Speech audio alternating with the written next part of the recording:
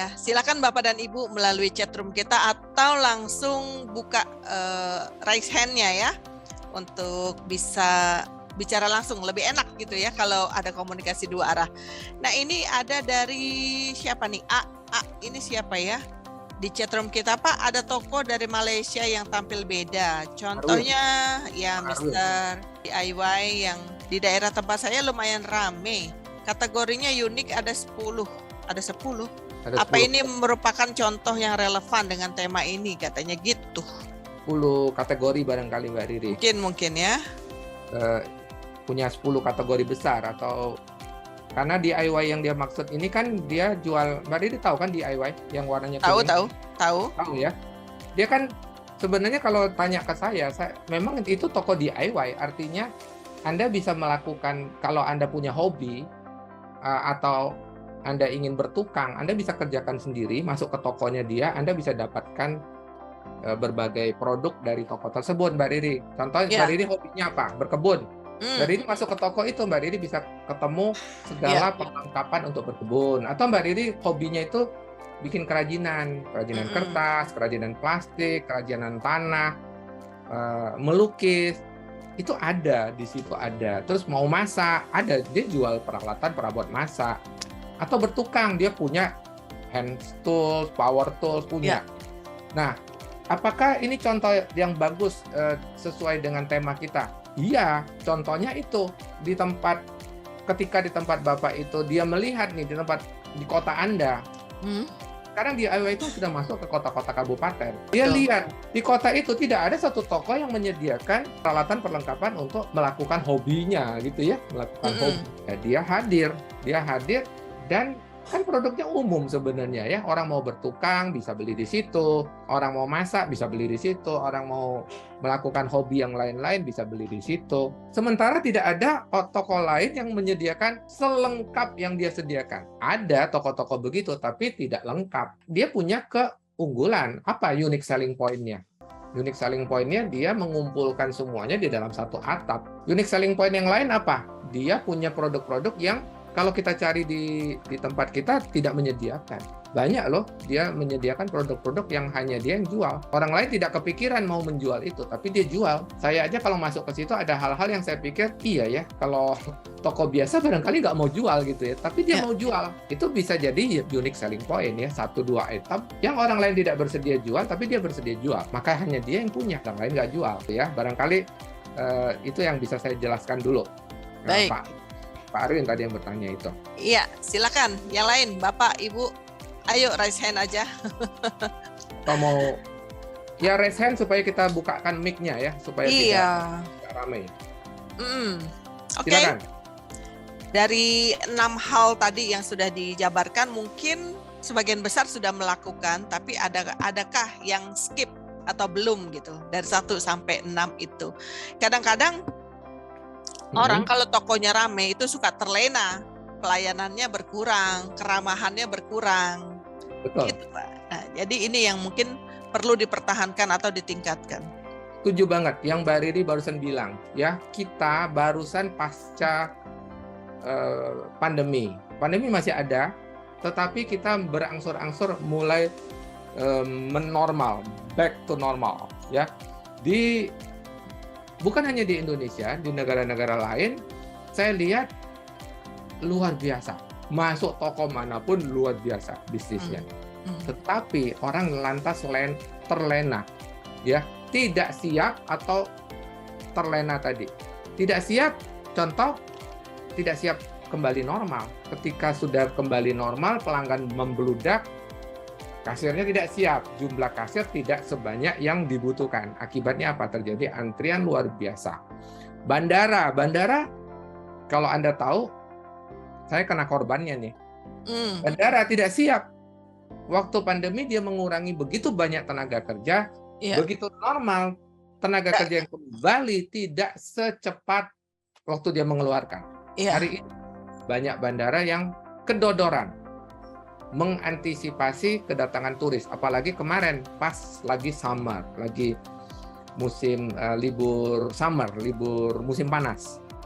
Banyak bandara yang mengalami hambatan pelayanan. Dia contohnya di imigrasi, Anda bisa terperangkap di imigrasi bisa 2 jam untuk bisa lolos. Atau selesai dari imigrasi Anda ngambil bagasinya 3 jam kemudian baru keluar. Kenapa? Karena tidak cukup petugas. Bukan hanya di layanan publik, tapi juga di toko-toko. Saya perhatikan, toko-toko rame banget. Saya bilang, menyenangkan sekali berbisnis retail di tempat ini, gitu ya. Tetapi, sebagai pelanggan, saya tidak happy. Saya sering kali harus berhadapan fakta bahwa saya harus ngantri, beli apapun ngantri. Ya, tidak menyenangkan sekali. Tetapi, saya bisa maklum, karena saya datang di saat yang memang lagi peak season. Summertime itu peak season, Mbak Riri. Di banyak negara, summertime adalah peak season.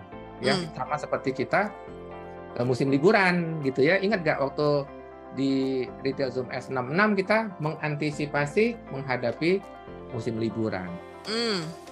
Oke. Kita lanjut nih. Silakan. Ya, ini dari Mbak Tri Wanda Erwindi. Pak, dari 6 tips itu manakah yang saat kita kerjakan bisa membuat terlihat sangat berbeda? Pilih-pilih masa 1 dari 6. Kenapa pilih-pilih ya? Kenapa tidak? Semuanya.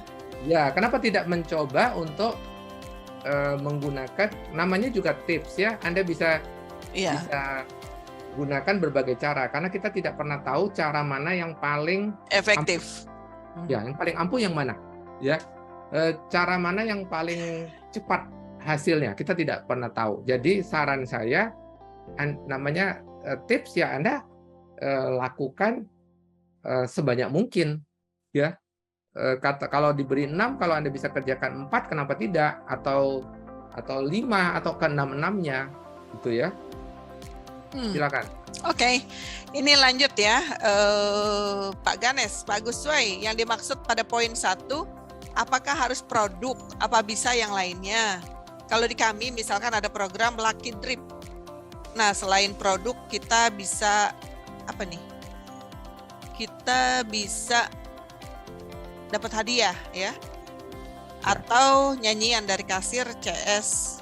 Harapannya ada customer yang experience. Gitu. Harapannya ada customer experience.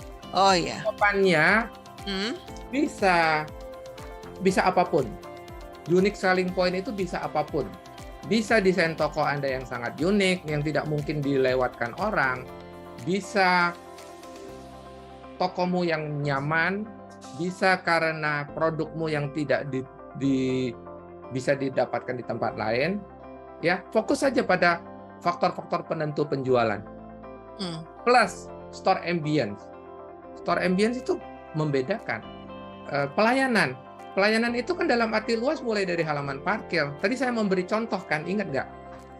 Bagaimana saya dilapori, Pak, kompetitor kami si A, si B yang paling kuat dan kami kalah dengan mereka. Oke, saya justru pengen lihat si A, si B itu saya justru pengen lihat. Tapi begitu saya lihat, nggak heran. Begitu masuk halaman parkir, saya langsung kagum. Dia sangat memikirkan parkiran. Ya, oke, parkir, lalu saya masuk, saya menikmati tokonya keren, pelayanannya sangat siap gitu ya, sangat siap. Maksudnya pelayannya sales advisor-nya banyak banget ya, petugasnya banyak. Artinya tidak mungkin pelanggan itu dianggurin. Gitu ya, dia sangat siap. Jadi, apakah saya heran ketika dia menjadi pesaing kuat dari klien saya tersebut? Nggak heran, saya nggak heran. Lalu saya pindah lagi ke tempat lain. Sama juga, parkirannya bagus. Memang tidak sebagus yang disebutkan tadi. Dan ditambah lagi, yang itu tadi nomor 1. Yang parkirannya paling keren itu nomor 1. Apakah saya heran? Nggak heran. Ya, artinya kita bisa yang nomor 1, unique selling point itu bisa apapun. Bisa berupa pelayanan, bisa berupa produk, hanya Anda yang jual, bisa berupa store ambience, ya, bisa berupa layanan yang spesifik. Contohnya urusan kalau orang beli di sini, saya salah beli nih, saya boleh tukar nggak? Boleh tukar nggak? Boleh kembali uang nggak? Itu bisa jadi unique selling point. Akhirnya orang lebih senang belanja di toko Anda. Kenapa? Nggak usah pusing. Kalau salah, kalau nyesel, berubah pikiran, bisa kembalikan. Ada syarat dan ketentuan tentunya. Tapi kalau Anda menjual produk yang nggak bisa, sudah beli tidak boleh refund, tidak boleh kembali uang. Apakah itu unique selling point? Itu bukan unique selling point, itu unique yang membuat Anda tidak bisa jualan. Yang dimaksud USP adalah keunikan yang membuat Anda bisa jualan sementara orang lain tidak bisa jualan kalau tidak punya itu. Contoh gini, saya ragu-ragu nih, beli jangan. Saya bilang, beli aja Pak. Kalau Bapak nyesal, berubah pikiran, Bapak kembali, saya kembalikan. Itu unique selling point loh. Iya. Dibanding, saya masih ragu-ragu nih. Gini, dia tanya nih, Pak Ganes nih kan. Dia tanya nih Pak Ganes, Pak, umpama nih, saya udah beli nih, ternyata nggak cocok nih Pak. Setelah sampai rumah saya nggak cocok nih, saya mau balikin, boleh nggak? Wah, nggak bisa Pak. Ketentuan kami nggak bisa balik. Apakah itu unique selling point? Tidak. Itu kebalikan dari unique selling point. Anda malah minus unique selling point. Ya, Anda tidak memiliki USP. Anda malah memiliki nilai kurang gitu kira-kira ya. Ada lagi Mbak Riri? Oke, belum ada lagi. Silakan angkat tangan. Angkat tangan dong. Atau mau sharing pengalaman juga boleh. Dari tips 6 ini mana yang dominan yang sudah dilaksanakan begitu dan akan mengupgrade juga poin-poin lainnya. Bisa jadi seperti itu ya. Mbak Cindy, ayo silakan. Ada tuh Heri Susanto tuh ada yang nanya Mbak. Ya ini sebentar, ini juga Mbak Cindy sudah angkat tangan, dibuka. Ini wajah baru nih, wajah baru ya, baru hadir hari ini maksudnya. Monggo Mbak Cindy, di unmute dulu. Udah diizinkan. Bisa unmute sendiri. Unmute, nah. Ya, sudah ya. Ya, Pak Gus Wai, gini kan untuk usaha saya kan untuk uniknya kemarin akhirnya kan dibangun sistem distributor Pak Gus Wai. Jadi biar orang itu ada level lah Pak Gus Wai, dari dropship ke reseller nanti naik ke distributor. Nah, cuman kan saya memang pengalaman membangun distributor ini kan masih belum ada ya Pak Gus Wai ya. Jadi kemarin untuk distributor kita kasih syarat order pembelian sekian, satu kota wilayahnya satu gitu, terus nanti dapat plus lah Pak Gus Wai ya. Nah terus oke, saya akhirnya banyak yang daftar, saya udah daftar, udah kita ajari nih Pak Gus Wai, kebetulan saya kasih copy paste semua sistem penjualan saya ke mereka, jadi mereka yang bingung mau jualannya kayak gimana, itu nanti nggak bingung lah Pak Gus Wai langkah apa yang mau dilakukan. Sudah seperti itu kita lakukan. Ketika berjalan 3 bulanan itu rontok-rontok tuh Pak Gus Wai, akhirnya distributornya tuh kan sekarang tuh udah 14. Itu beberapa itu rontok-rontok gitu. Saya nggak tahu, satunya alasannya lagi lagi hamil, jadi nggak bisa ngerjain. Ada yang nggak bisa, ini kebetulan kan full bisnis online ya Pak Gus Wai. Ada yang nggak bisa ngikutin pola penjualannya Kak Cindy karena semuanya online, saya ribet, saya nggak mau online kayak gitu. Maunya jualan langsung aja. Banyak akhirnya Pak Gus Wai yang rontok-rontok gitu. Nah, saran Pak Gus Wai bagaimana sih saya mempertahankan yang sudah daftar ini biar tetap eksis, terus bagaimana untuk pendaftaran distributor ke depannya gitu biar saya tuh nggak salah pilih lagi distributornya gitu Pak Gus Wai. Minta tolong di baik, umpama kita sudah punya nih distributor 14. Ya sulit sekali berharap 14-14-nya akan bertahan ya. Adalah alami atau wajar, dari 14 itu akan ada yang kontok. Jadi saran saya jangan berhenti rekrut ya, jangan berhenti rekrut distributor. Karena apa?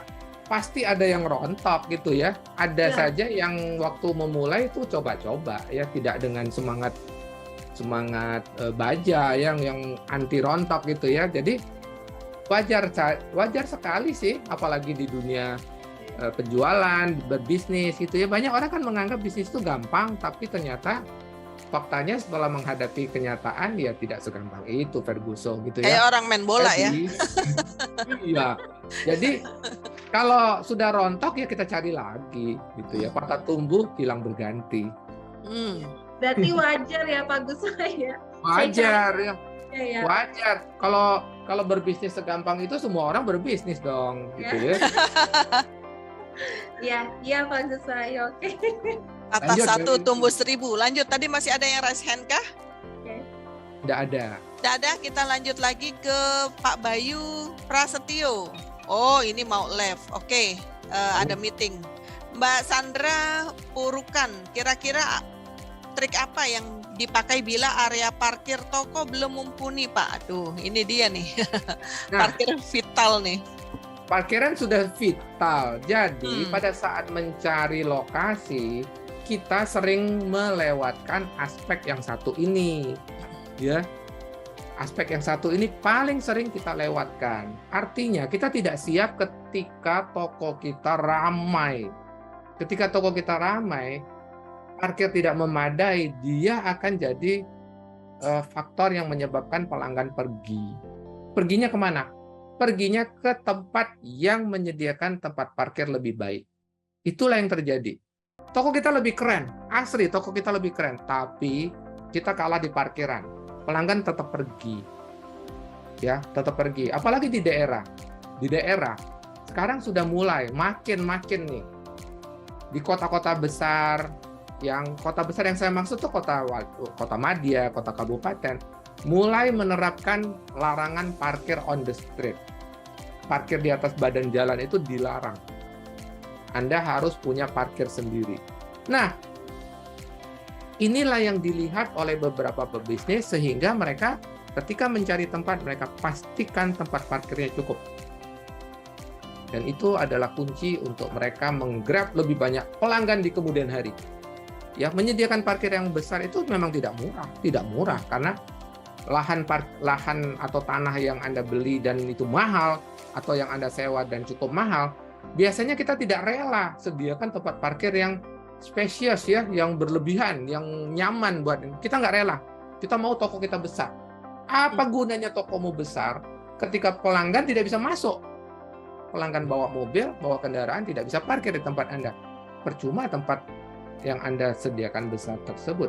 Jadi relakan bagian dari lahan Anda untuk tempat parkir, atau pada saat Anda membuka toko, ini kan yang diceritakan oleh Mbak Sandra ini kan toko sudah terjadi kan? Iya. Tidak mumpuni. Anda punya solusinya nggak? Kalau Anda tidak punya solusi, maka masalah ini akan berkepanjangan. Maka nasihatnya bagi Anda yang sedang menyiapkan tempat usaha, pikirkan. Kalau Anda ingin menggrab lebih banyak pelanggan, salah satunya bisa menjadi faktor pembeda adalah tempat parkir yang lebih luas. Itu bisa jadi faktor pembeda kalau Anda mencari apa USP Anda, unique selling point Anda. Gitu. Oke. Dari Pak Heri tuh di bawah Pak Ganes. Di bawah Pak Ganes ada Pak Heri. Ya, maaf Pak, mungkin ini OOT.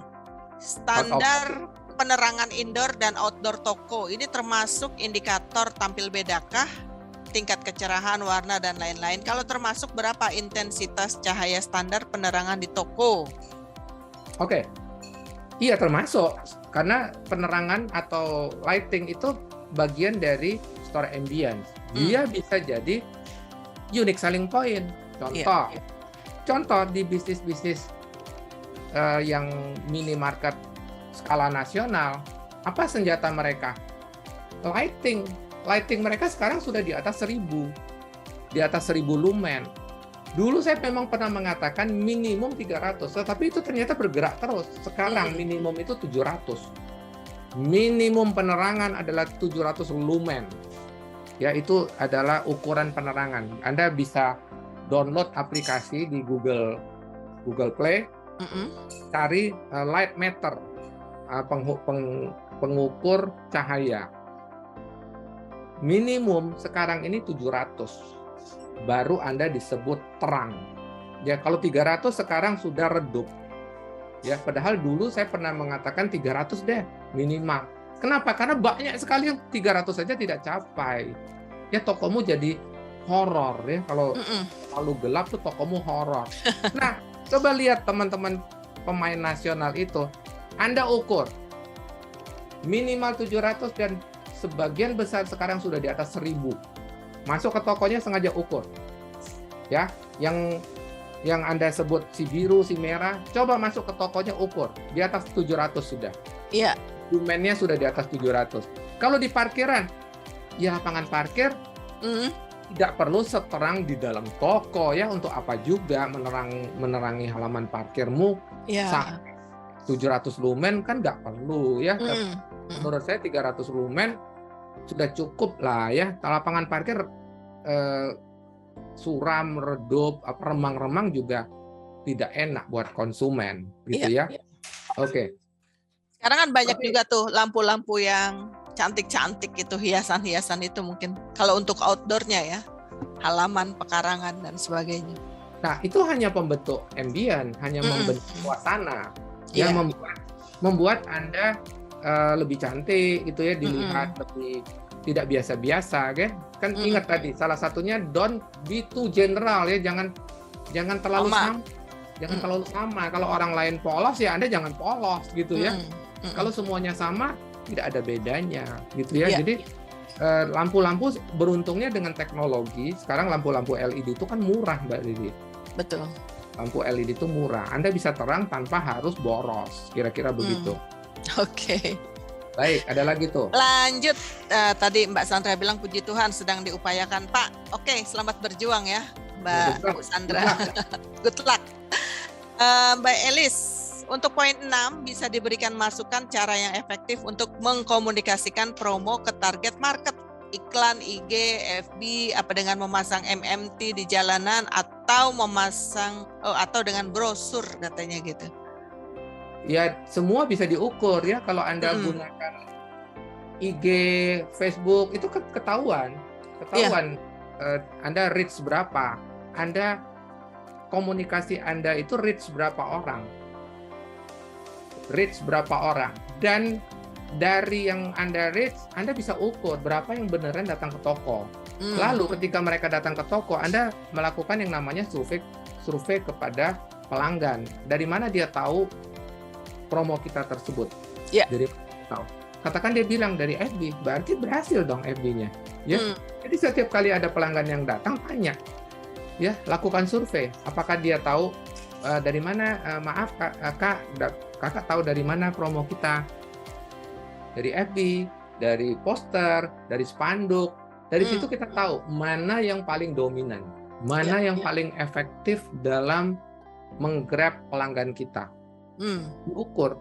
Apalagi kalau Anda gunakan yang namanya digital marketing ya. Kenapa digital marketing itu unggul?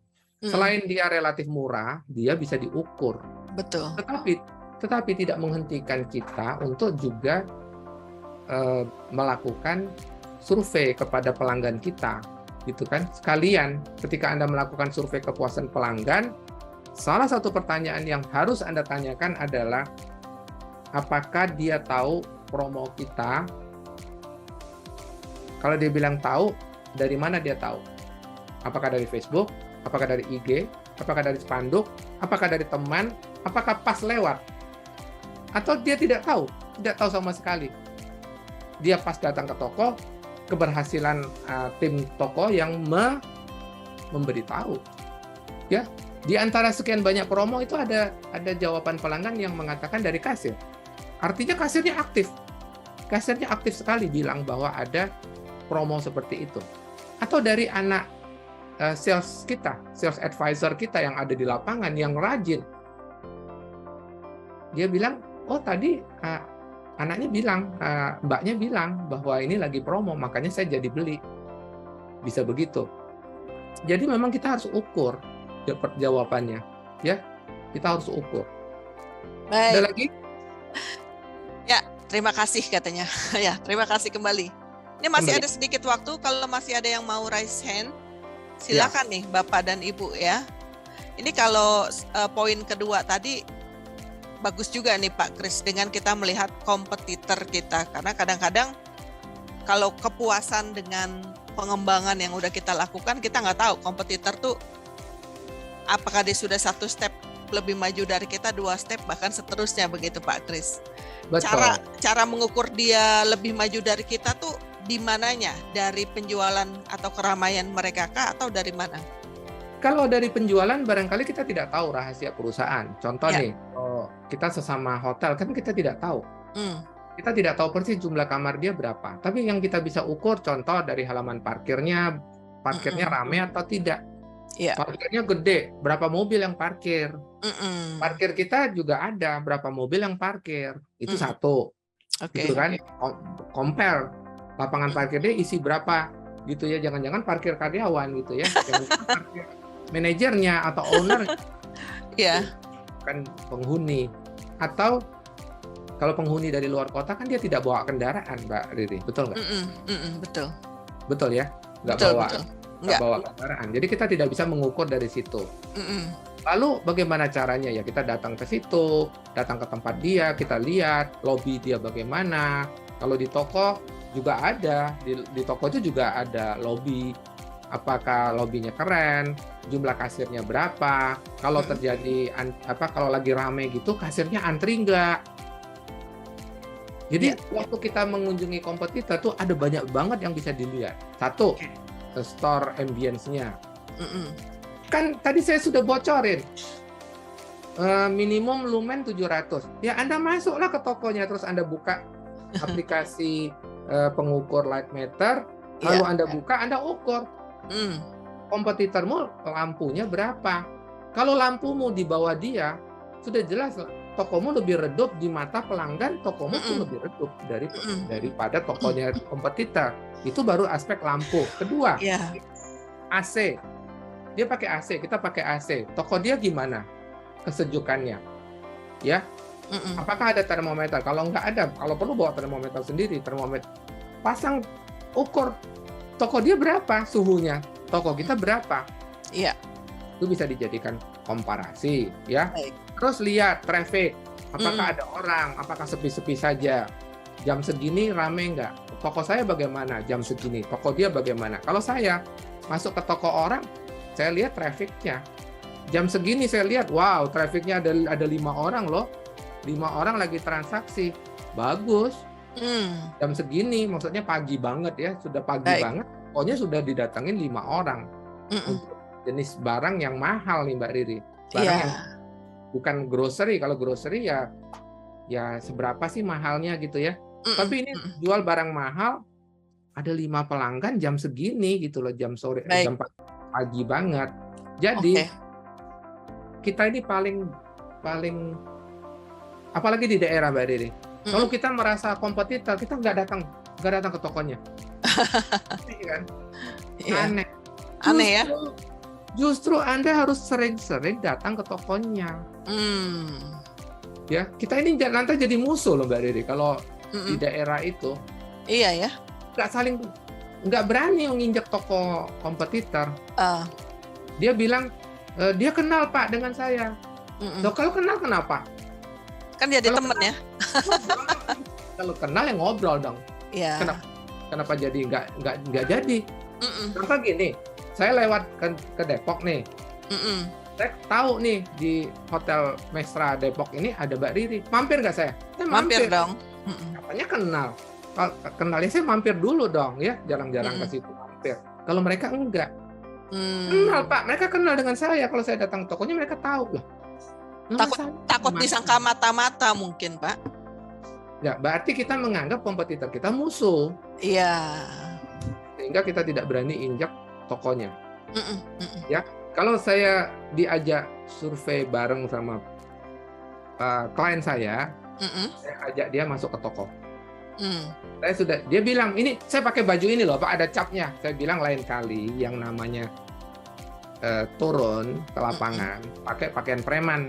Saya bilang, kalau tidak mau dikenali, ini contohnya, ini ada ininya loh, nanti ketahuan. Waktu sepanjang karir saya dulu masuk ke toko kompetitor itu yang masih pakai badge saya itu Mbak Riri. Kan kalau kita kerja kan kita dikasih itu badge gitu loh. Nama ya. Saya masuk ke kompetitor itu pakai badge itu. Itu masalahnya apa, saya nggak ngerti. Masalahnya di mana saya nggak ngerti. Kalau saya tetap masuk ke mereka, nggak saya umpetin, kayak saya pakai. Itu. Oke, ada lagi?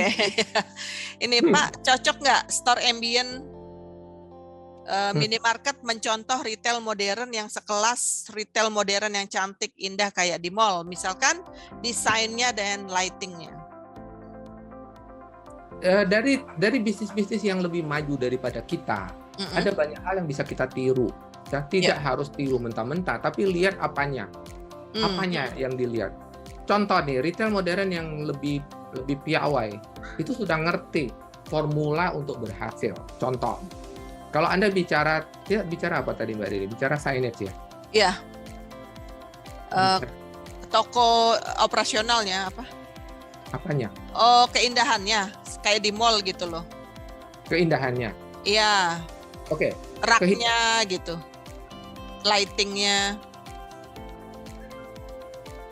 Ada yang banyak yang bisa kita tiru dari mereka yang jauh lebih maju dari kita, gitu ya. Istilah saya itu, kita itu menjemput masa depan.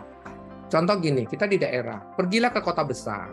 Kita sudah tinggal di kota besar, pergilah ke luar negeri. Iya. Anda akan banyak belajar. Kenapa? Artinya kita menjemput masa depan. Oke, kalau di kota saya segini udah cukup, Pak. Makanya segini sudah cukup, makanya Anda tidak tampil beda karena Anda anggap sudah cukup.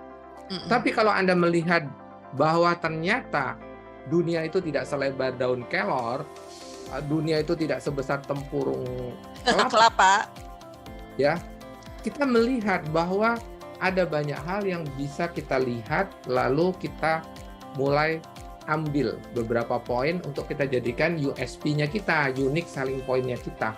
Iya. Bisa lewat interior, bisa lewat signage, bisa lewat apapun, lewat barang, lewat pelayanan.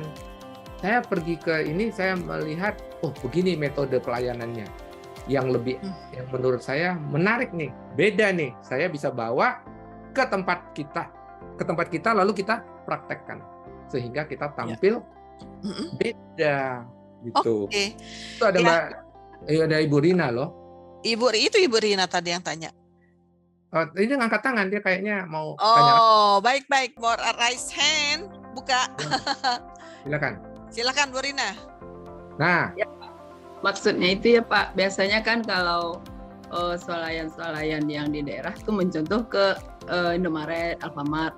Jadi kalau kita terapkan kayak di farmer market apa gitu, yang lebih lagi kan kita mahal. Interiornya itu kan mahalnya di awal aja.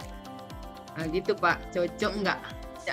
Beda lagi kita dengan semerah si biru gitu. Oh, hati-hati ya. Kalau Ibu emang yang Ibu maksud, saya melihat ke range market ya. Kan kelas atas. Lalu mau saya terapkan di tempat saya. Kita sesuaikan dulu target market kita, Bu. Target market kita sama nggak? Karena range market membidik high end.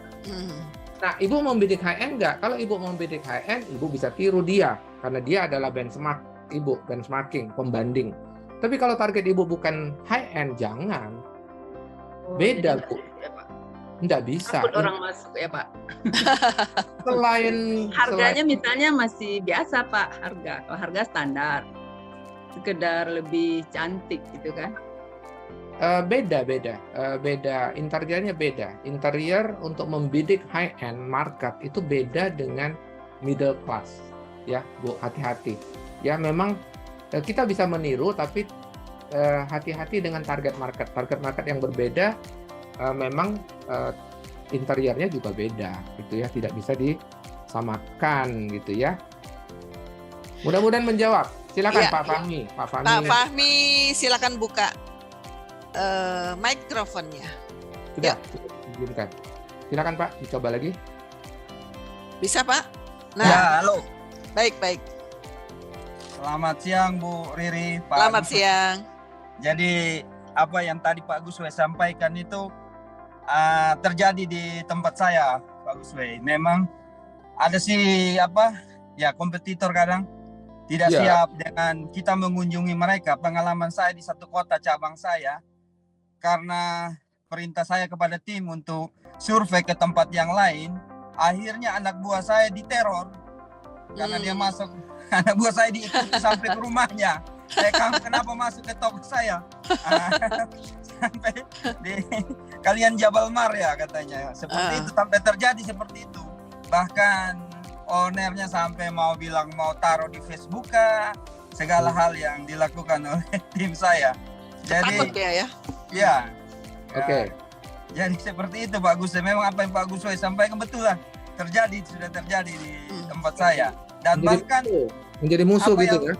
Ilmu-ilmu yang saya pelajari, yang saya dapat dari Pak Gus itu dipelak mentah-mentah oleh kompetitor. Tapi saya bilang tidak apa-apa lah, ini bagian daripada kita berbagi Pak Gus. Ya. Jadi ada dua hal yang disampaikan Pak Fahmi tadi. Pertama ketika kita mengunjungi kompetitor, lantas kompetitornya nggak seneng, lalu kita diteror. Nah, kan toko dia toko untuk publik ya. Ini saya ulang lagi nih, toko dia untuk publik. Lah, kita mau orang Jabal Mad gitu ya, kebetulan kan Pak Fahmi dari Jabal Mad. Nah, memangnya kita dilarang datang ke tokonya. Kalau saya Pak, saya akan frontal, saya akan tanya. Kalau perlu saya akan hubungi bosnya. Memangnya toko Anda melarang orang Jabal Mad masuk ke tokomu? Itu kan sesuatu yang aneh. Dia buka toko. Nah, pelanggan itu kan bisa juga orang Jabal Mad yang masuk ke tokonya dia. Namanya layanan publik. Ya, bagaimana kita bisa membatasi? Ya, kalau saya buka toko, terus orang mau masuk ke toko saya, kebetulan kompetitor saya, dan memang saya bisa apa gitu loh? Ya, itu juga beberapa klien terus terang mengalami juga Pak.